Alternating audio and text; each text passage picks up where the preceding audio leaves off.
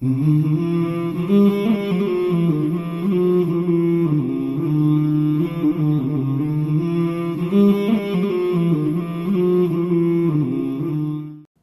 TV, insya Allah sama-sama rahmati Allah SWT. Kembali kita pada acara Dialog Kesehatan pada malam hari ini. Dan tema kita pada malam hari ini adalah kiat cara mengatasi dan mencegah penyakit MA bersama pemateri kita Dr. Aim Lutfi Perwangi, spesialis penyakit dalam. Kembali kita menjawab pertanyaan dari pemirsa di rumah. Pertanyaan pertama, Dok, dari Ibu Nuria di Banten. Assalamualaikum warahmatullahi wabarakatuh kepada Ibu Nuria. Sementara nih, Dok, dia katanya lagi hamil tetapi menderita penyakit MA. Apakah berbahaya kepada bayinya, Dok? Itu yang pertama. Silakan, Dok. Baik. Ibu Nuria di Banten. Assalamualaikum. Yang pertama adalah ibu sedang hamil. Ini perlu dipertanyakan, hamilnya berapa bulan, berapa minggu. Umumnya pada 3 bulan pertama itu gejala-gejala itu memang ada. Itu yang disebut dengan morning sickness atau mual, kadang-kadang sampai muntah, itu umum pada orang 3 bulan pertama kehamilan. Dan pada keadaan ini tidak ada masalah.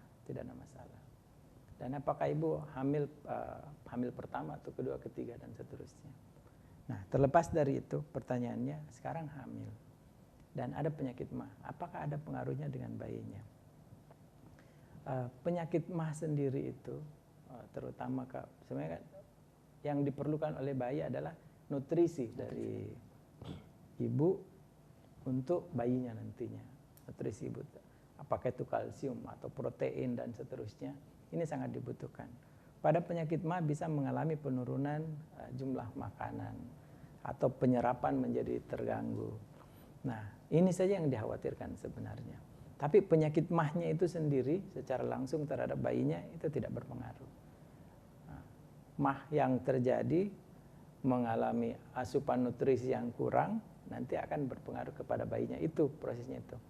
Oleh karena itu, pada ibu hamil trimester pertama, kedua, ketiga, pada 3 bulan pertama, 3 bulan kedua dan ketiga itu, kalau gejala-gejala MA itu muncul, apakah dalam bentuk nyeri ulu hati atau kembung, kadang-kadang sampai mual, muntah, itu diatasi, diberikan obat-obatan.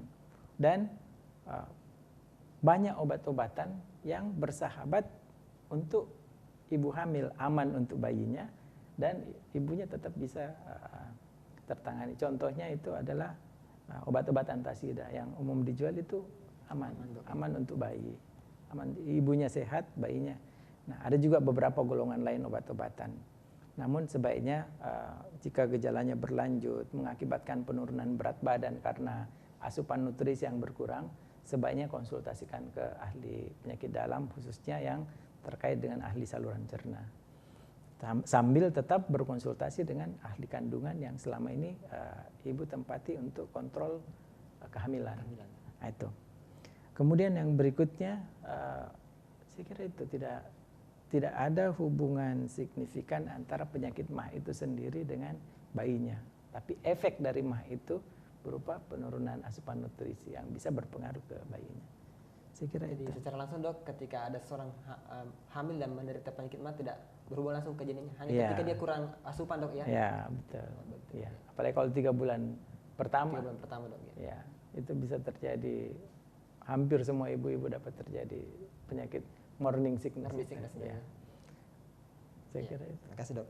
Pertanyaan berikutnya dari Ibu Mariani di Bulukumba, Sulsel. Katanya bila terkena penyakit MA, dia susah bernafas dan rusuknya sakit, Dok. Bagaimana cara mengatasi gejala tersebut? Ya, baik. Ya, memang ada beberapa penyakit di sekitar ulu hati yang kadang-kadang dicampur baurkan dengan penyakit MA. Dan itu kadang-kadang nyerinya ada namanya GERD, gastroesophageal reflux disease. Ini sebenarnya sekarang dulu dimasukkan dalam kelompok MA. Jadi asam lambung itu dapat mengalami pirosis. Jadi ada alir balik dari cairan lambung mengalir balik ke arah esofagus. Kadang-kadang sampai ke tenggorokan, itu kadang-kadang rasa kecut. atau kembali sampai kadang-kadang rasa pahit kalau yang dari empedu yang sampai ke tenggorokan. Nah, ketika dia melewati pipa osofagus ini, tabung makanan yang ada di sini, dan ada lecet sedikit, maka itu akan mengakibatkan nyeri yang hebat.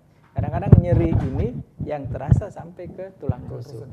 Ini penyakit reflux sebenarnya, alir balik. Reflux atau disebut juga dengan GERD. Nah, bagaimana cara mengatasinya? Saya kira konsultasi ke dokter Anda. Tapi prinsip utamanya adalah menurunkan asam lambung yang ada di dalam dengan obat-obatan, menetralkan asam lambung yang netral. Kalau yang ada sudah netral, produksinya dikurangi supaya jangan terlalu banyak, sehingga ketika ada alir balik asam ke atas itu tidak lagi mengakibatkan rasa terbakar ataupun rasa nyeri yang menjalar ke tulang-tulang iga. Nah, alir balik ini kalau sampai ke tenggorokan itu bisa mengakibatkan radang tenggorokan sendiri, bisa mengakibatkan batuk yang lama. Bahkan kadang-kadang ada beberapa orang kalau asamnya sampai jauh ke atas itu gigi gampang rapuh. Aroma mulut menjadi tidak nyaman. Kemudian kadang-kadang ke atas lagi bisa sampai ke sekitar hidung, selain radang tenggorokan yang disebut dengan laringitis, bisa juga masuk ke pipa tabung pernapasan. Itu kecil-kecil, mikro aspirasi namanya. Nah, ini bisa memicu asma. Jadi alir balik ini memang kadang-kadang bisa memicu asma, bisa mengakibatkan radang tenggorokan, batuk kronis yang tidak jelas penyebabnya, kemudian bisa mengakibatkan gigi menjadi rapuh. Nah, ini masuk dalam kelompok GERD, dan kadang-kadang dalam bahasa awam ini dikelompokkan ke dalam penyakit MAH.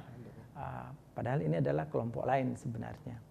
Dan rasa terbakar atau pirosis itu diobatinya dengan yang pertama tadi memang asam yang balik itu, yang balik ke atas dari lambung itu dinetralkan, dikurangi jumlahnya dengan obat anti asam atau obat penurun produksi asam dan seterusnya. Nah, untuk keadaan-keadaan seperti ini sebaiknya mengkonsultasikan dengan dokternya, dokter ahli dalam atau dokter yang terdekat lah paling tidak. Nah, itu yang bisa dilakukan untuk ibu ini. Itu umur 17 tahun, masih relatif muda. Relatif muda. Saya kira itu. Bisa tambahkan dok, kalau tadi dokter katakan bahwa asam lambung bisa lari ke atas tadi, namanya reflux. Apa saja penyebabnya itu dok kira-kira? Supaya kita bisa cegah. Ya. Kalau reflux asam ke atas ini yang mengakibatkan penyakit GERD, ada beberapa hal. Yang pertama, sebenarnya itu normal saja kita punya asam lambung kadang-kadang naik sampai ke tengah osofagus kita, tapi tidak sampai ke atas ke tengah osofagus kita. Normal saja. Nah, kita punya osofagus punya kemampuan membersihkan, menurunkan kembali. Kapan kemampuan itu menurun, maka mulai muncul lecet kiri kanan. Lecet kena asam lagi itu pedis dan rasa terbakar. Itu satu yang bisa mengakibatkan. Jadi kemampuan bersihan. Yang kedua, antara tabung esofagus kita dengan lambung sebenarnya itu ada satu sphincter atau sejenis katup yang mencegah alir balik. Katup yang mencegah alir balik. Kapan katup ini melonggar, maka itu akan mudah mengalami alir balik. Melonggar ini bisa karena banyak hal. Bisa karena perubahan letak anatomis, bawaan dalam hal ini. Itu bisa terjadi. Yang ketiga adalah kita punya perut, kalau lambung yang tempat kantong makanan asam ini, kalau terlalu tertekan, itu mudah mengalami alir balik juga. Nah, contohnya dengan menggunakan ikat pinggang yang terlalu keras. Oh, begitu. Ya, pada orang gemuk juga gampang mengalami alir balik ini. Nah, sehingga disarankan pada orang seperti ini adalah menjaga berat badan ideal, menghindari penggunaan ikat pinggang yang berlebih-lebihan. Kalau tidur itu dinaikkan 30 derajat bantalnya untuk mencegah jangan ada alir balik dari asam lambung. Dan itu sudah terbukti bahwa cukup ampuh dengan menaikkan. Yang berikutnya adalah penggunaan obat-obat penghilang asam. Ya, saya kira itu. Kasih banyak dok untuk penjelasannya. Mudahan Ibu Mariana di Bulukumba mengerti dan bisa dilaksanakan ya. Pertanyaan berikutnya dari Umu Noval di Tangerang dok.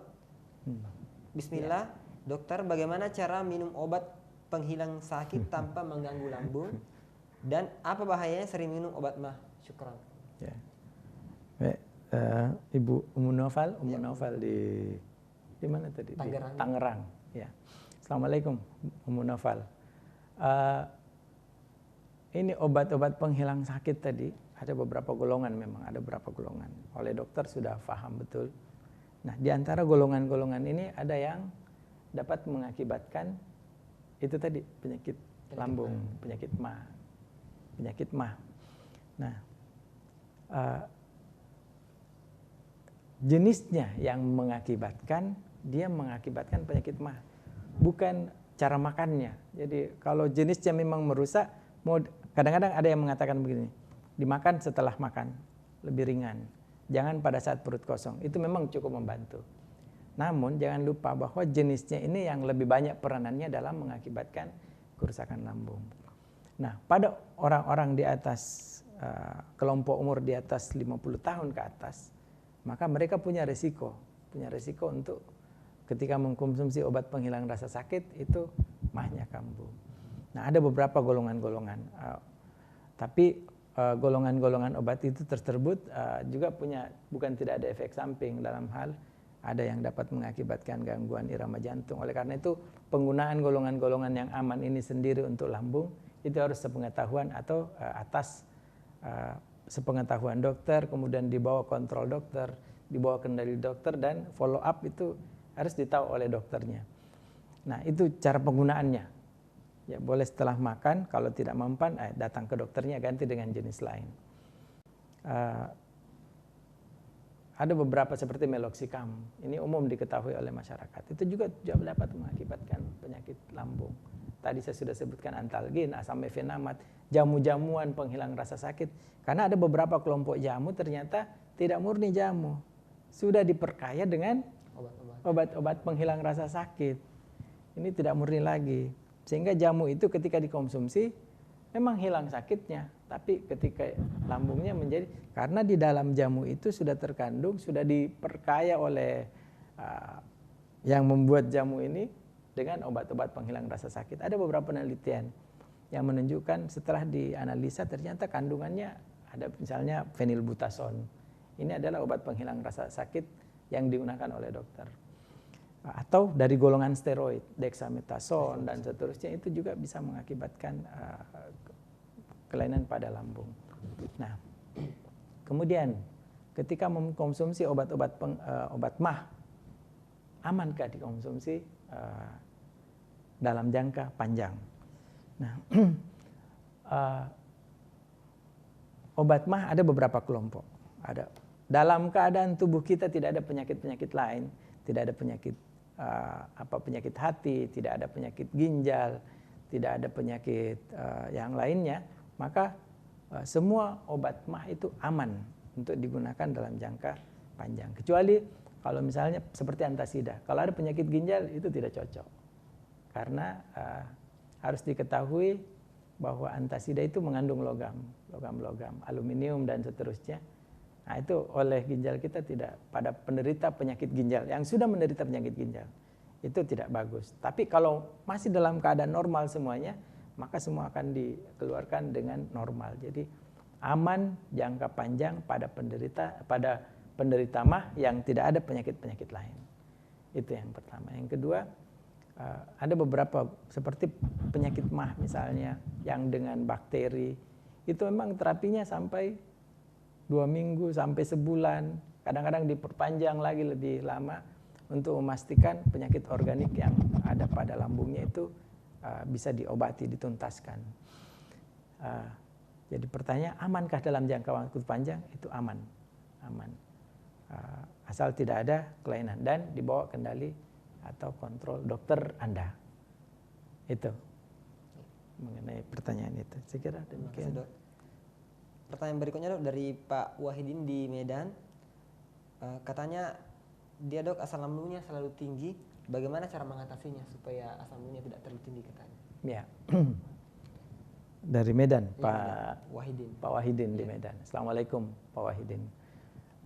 Terima kasih pertanyaannya. Nah sekarang ini asam lambungnya katanya meningkat. Bagaimana memastikan mengetahui asam lambung meningkat? Mungkin yang dimaksudkan Pak Wahidin di sini adalah gejalanya. Gejalanya dalam bentuk mungkin perih selalu, sakit ulu hatinya. Tapi dari mana dia Pak Wahidin mengetahui asamnya meningkat, itu perlu dievaluasi. Dipastikan betul ke asamnya meningkat. Karena tadi saya sudah sampaikan sebelumnya, untuk gangguan pada lambung itu selain asam itu normal, adanya di tubuh kita normal. Tapi kapan dinding lambung kita mulai menipis, maka asam ini atau bukan menipis, ada gangguan, ada penurunan fungsi, maka asam akan agresif mengakibatkan kerusakan pada dinding lambung. Padahal seharusnya ini sesuatu yang seimbang. Jadi tidak perlu terlalu dipersoalkan asam lambung yang meningkat, tapi mengapa ada ketidakseimbangan. Nah, gejala mungkin yang dimaksudkan di sini adalah nyeri yang sering. Nah, bagaimana cara mengatasinya? Tadi saya sudah sampaikan kalau keseimbangannya ini harus dijaga. Dan cara kita sehari-hari menjaganya adalah makan secara teratur, kemudian makan tidak berlebih-lebihan, jumlahnya tidak berlebih-lebihan, dan jenis makanan sendiri kalau seperti yang kecut, yang pedis, yang bergas, yang keras seperti ketan atau singkong, ini turut berperan dalam mengakibatkan. Jadi pola hidup yang sehat dalam artian makanan yang dikonsumsi tidak keras, kecut, bergas, dan pedis itu cukup berperan. Kalau kita menghindarinya, maka itu cukup berperan. Kemudian kalau berlangsung cukup lama, lebih dari 4 minggu atau 8 minggu, maka datanglah ke dokter.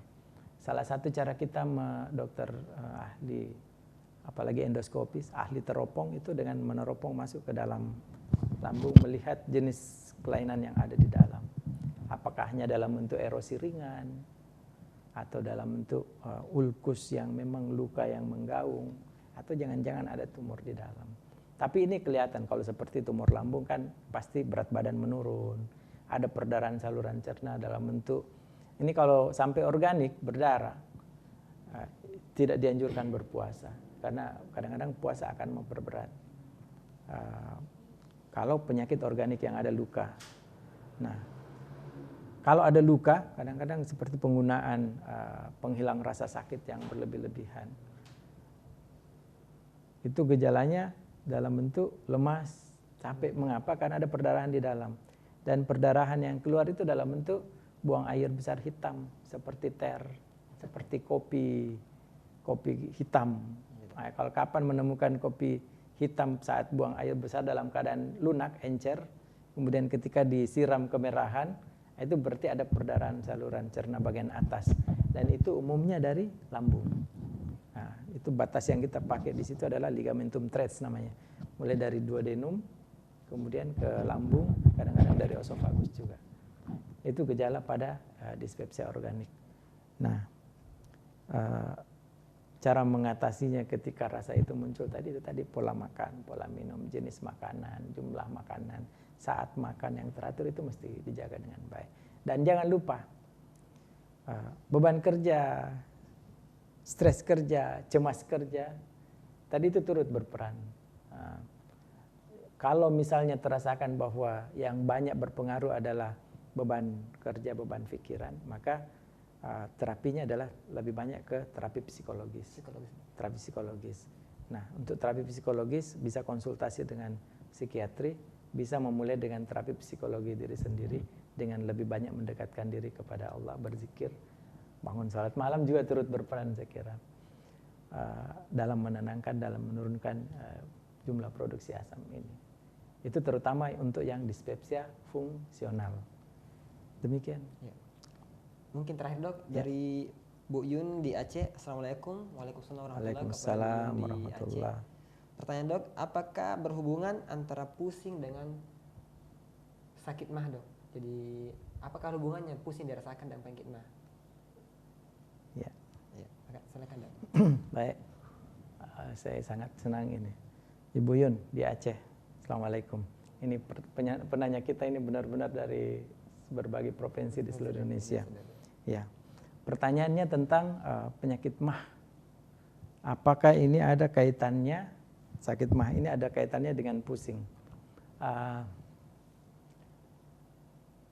Kalau kita menarik tadi ke awal bahwa salah satu mekanisme adalah ada namanya brain gut axis. Ada aksis antara brain dan gut. Itu berpengaruh dalam artian kecemasan dan seterusnya. Bisa pula sebaliknya, gate to brain axis. Jadi ada prinsip dasarnya sebenarnya begini. Semua orang sakit pasti cemas. Semua orang sakit pasti cemas. Cemas dengan penyakitnya itu dulu paling tidak. Belum lagi cemas dengan lingkungan sekitarnya, cemas dengan pekerjaannya, cemas. Dan makin itu berlarut-larut, maka itu akan menghasilkan asam yang lebih lagi, dan itu akan memperberat penyakit mahnya. Jadi dia seperti siklus setan yang harus segera dipotong. Harus segera dipotong. Apakah dipotong dengan obat-obatan? Yang jelas dipotong dengan ikhtiar. Dipotong dengan ikhtiar. Nah, ditanya apakah ada pengaruhnya dengan pusing. Pusing juga ini di masyarakat kita cukup banyak pengertiannya. Ada yang mengatakan pusing dalam bentuk sakit kepala, ada yang mengatakan pusing dalam bentuk berat, atau pusing dalam bentuk tegang, atau pusing dalam bentuk berputar yang umum dikenal sebagai vertigo. Nah, tapi yang jelas adalah kalau vertigo itu nanti efeknya karena ada gangguan keseimbangan, nanti efeknya bisa mengakibatkan muntah.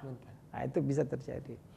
Nah, tapi kalau yang dimaksud mah dengan rasa berat, itu bisa saja ada. Apalagi sebagian besar penderita mah itu fungsional. Dan sebagian besar fungsional adalah salah satunya psikosomatis. Nah, jadi orang dengan multiple complaint, banyak keluhan. Kadang-kadang datang bukan hanya dengan keluhan mahnya, tapi disertai dengan keluhan penyerta yang lainnya. Ya, saya kira itu. Masih satu lagi dok, dari Ibu Harley ini di Pontianak, Kalbar. Subhanallah. Assalamualaikum, waalaikumsalam warahmatullahi kepada Ibu Harley ini di Pontianak. Bagaimana kiat untuk sembuh total dok dari sakit mah? Berarti mungkin ibu ini sudah lama sakit ya dengan penyakit mah, dia mau sembuh total dok. Bagaimana katanya kiatnya kepada Ibu Harley ini? Terima kasih banyak Ibu Harlin. Nah, ini tantangan besar sebenarnya, pertanyaan ini tantangan besar bagi dunia medis. Bagaimana kiat agar bisa sembuh total? Nah, tadi seperti saya sampaikan sebelumnya, penyakit mah itu kita bisa normalkan. Tapi jangan lupa, begitu ada faktor pemicu lagi kembali, maka itu akan berulang. Seperti penggunaan tadi, ketika penyakit mahnya muncul, diobati. Ternyata penyakit mah ini diakibatkan oleh obat-obatan penghilang rasa sakit. Obat penghilang rasa sakit dihentikan, kemudian ini disembuhkan dengan obat-obatan dan dengan usaha yang lainnya. Nah, sembuh. Gejalanya tidak ada lagi, nyeri ulu hatinya tidak, kembungnya sudah tidak lagi, sudah bisa beraktivitas, makan leluasa. Tapi karena satu dan lain hal, misalnya sakit gigi, makan obat penghilang sakit lagi. Itu akan memicu, itu akan terus-menerus mengalami perulangan ketika ada faktor agresi atau faktor stresor yang mengakibatkan terjadinya perubahan lingkungan yang keseimbangan tadi, yang mengganggu keseimbangan antara lambung dengan faktor agresinya dengan faktor pelindungnya. Termasuk diantaranya mahnya sudah hilang, sudah sembuh. Tapi ketika cemas datang, galau, itu muncul lagi kembali.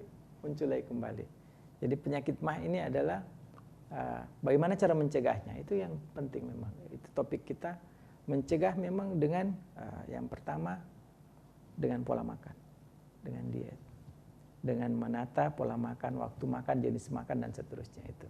Yang kedua, menghindari hal-hal yang dapat memicu. Antara lain adalah obat-obat penghilang rasa sakit, kemudian stres yang berlebihan, cemas berlebihan. Cemas itu penting untuk kebutuhan kita, untuk memotivasi kita beraktivitas sehari-hari. Tapi kalau dia berlebih-lebihan, maka dia akan menekan kita. Dan ketika dia menekan kita, salah satu yang terjadi adalah melalui mekanisme brain axis tadi, brain gut axis (BGA), maka itu akan mengakibatkan produksi asam yang berlebihan. Jadi kalau pertanyaannya adalah bagaimana kiat sembuh total? Sembuh total dalam artian ketika luka berdarah kemudian berhenti, itu adalah dengan tadi mengatur pola makan, berobat ke dokter, menggunakan obat-obat penghilang penurun asam, kemudian menggunakan obat pelindung lambung, karena sudah ada juga obat yang kita gunakan untuk bukan hanya sekedar menurunkan asam, tapi meningkatkan daya tahan lambung sehingga terhadap asam itu bisa lebih bertahan. Nah, ini yang dilakukan. Saya kira itu yang menjaga keseimbangan itu. Terima kasih dok untuk jawaban dari pertanyaan yang terakhir. Dan karena kita dibatasi oleh waktu, maka kami persilakan kepada Pak Dokter untuk memberikan kesimpulan atas apa yang disampaikan pada Bapak. Ya. Silakan Pak. Baik, pemirsa TV Ummah yang saya hormati, terkait dengan penyakit MAH yang umum kita ketahui, yang tadi kita sudah kelompokkan, ada yang fungsional, ada yang organik, kemudian gejalanya adalah untuk nyeri ataupun rasa kembung, kemudian mekanisme yang terjadi adalah keseimbangan antara faktor agresif seperti asam, penghilang rasa sakit, jamu-jamuan, kemudian bakteri, kemudian daya tahan lambung kita yang terdiri dari banyak lapisan-lapisan yang di dinding lambung kita. Ini kita mesti jaga. Dan menjaganya itu adalah yang pertama dengan pola makan yang baik, pola makan yang teratur. Dalam pemilihan jenis makanan, waktu makan, jumlah makanan, itu mesti menghindari yang seperti pedis, keras, kecut, ketan, singkong, dan seterusnya. Makanan-makanan bergas, instan, minuman-minuman instan. Ini turut berperan, itu mesti dihindari. Yang ketiga adalah dengan kesehatan psikologis yang baik. Kesehatan psikologis yang bagi kita umat Islam yang cukup kuat adalah dengan kembali ke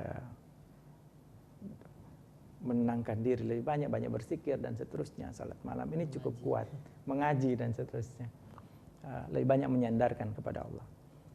Kemudian apabila ada kelainan organik ataupun tidak bisa diatasi dengan pola hidup, maka harus dengan menambahkan obat-obatan. Obat pertolongan pertama adalah dengan antasida, ini banyak dijual umum. Selama tidak ada penyakit-penyakit penyerta yang lain seperti kelainan ginjal ataupun yang lain, ini aman. Dan kalau ini tidak mempan, maka datanglah ke dokter. Dokter Anda akan membantu sebagai bagian dari ikhtiar kita. Saya kira demikian bagaimana mencegah dan menata laksanai secara dini penyakit MAH di rumah. Mudah-mudahan bermanfaat. Terima kasih banyak dok atas kesimpulannya. Mudah-mudahan apa yang dijelaskan oleh dokter kita pada malam hari dapat bermanfaat bagi kita semua di rumah. Saya Andi Irwanto mundur diri dari hadapan pemirsa sekalian, dan mari kita menutup malam hari dengan doa kafaratul majelis. Subhanaka bihamdik asyhadu an la ilaha illa anta astaghfiruka wa atubu ilaik. Assalamualaikum warahmatullahi wabarakatuh. Waalaikumsalam warahmatullahi wabarakatuh.